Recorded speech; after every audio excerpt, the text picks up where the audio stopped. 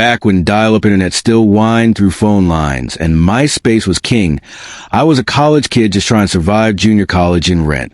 To save some money, I moved in with my girlfriend. Let's call her Lucy. Things were chill. Life was manageable. Then she introduced me to someone who would unknowingly become a trigger for the most cold-blooded revenge I've ever carried out. Her name was Sarah, a classmate of Lucy's who came over for a game night. When she walked through the door, my jaw almost dropped. We knew each other from high school. Not best friends, not even close, but we got along. It was familiar and, frankly, nice. Soon, Sarah became a regular. Game nights, movies, casual dinners. The vibe was easy, until her boyfriend Jay entered the scene. Jay was like a dark cloud in human form. You know that guy, the one who sits with his arms folded, doesn't laugh at anyone's jokes, doesn't even try to join the conversation. That was Jay. And while we all felt his energy suck the fun out of the room, we still invited him for Sarah's sake. He showed up maybe 2 or 3 times. After that, he conveniently found reasons not to come. Thank God. But then the call came. It was late. Sarah phoned Lucy, sobbing. Panicked. She asked if she could come over. And of course, we said yes. What she told us made my blood boil. Jay had accused her of cheating. Not just with one of us, but potentially both of us. It was so out of nowhere that it felt like something was deeply broken in him. She tried to walk away. That's when he shoved her, hard enough to make her trip over a coffee table and slam into the floor. She ended up with a massive bruise on her back and hip. I didn't see it, but Lucy did, and I could see the anger in her eyes as she described it to me later. Sarah insisted it was the first time, that he wasn't usually like that it was an accident, but I knew better. Men like that don't stop at one accident. I couldn't sleep that night. I'm not a violent person. I've never even been in a fight, but something in me snapped. I couldn't stand by and do nothing. Not when someone I cared about had been hurt. That's when the idea hit me. You see, I had access to something Jay didn't know about. At the time, I worked as a student employee in the administration building of the college, and my job came with access. To what, you ask? Everything. Schedules, student IDs, course fees, enrollment status. Now, here's where the stars aligned. We were days away from the final deadline to drop or add classes without penalty. After that date, everything would lock. Grades would count. Fees would be due. No second chances. I waited until the very last day.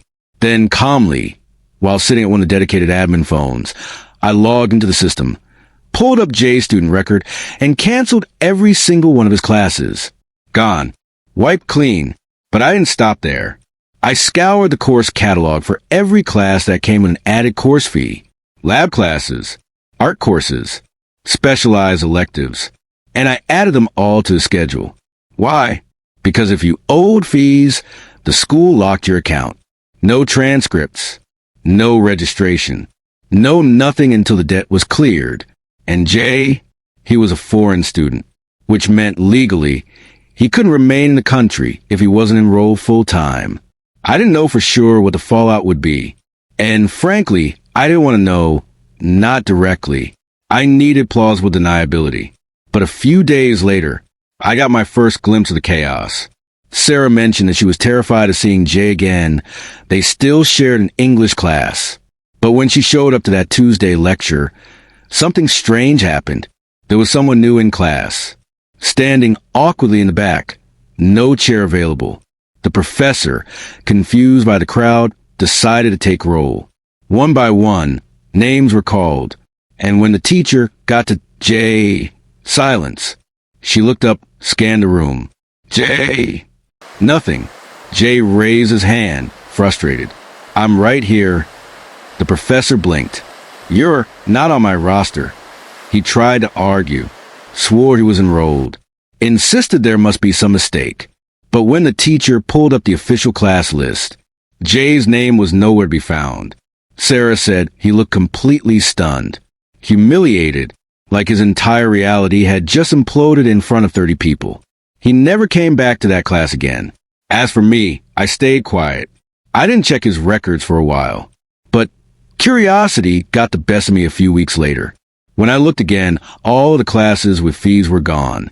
His schedule was completely empty.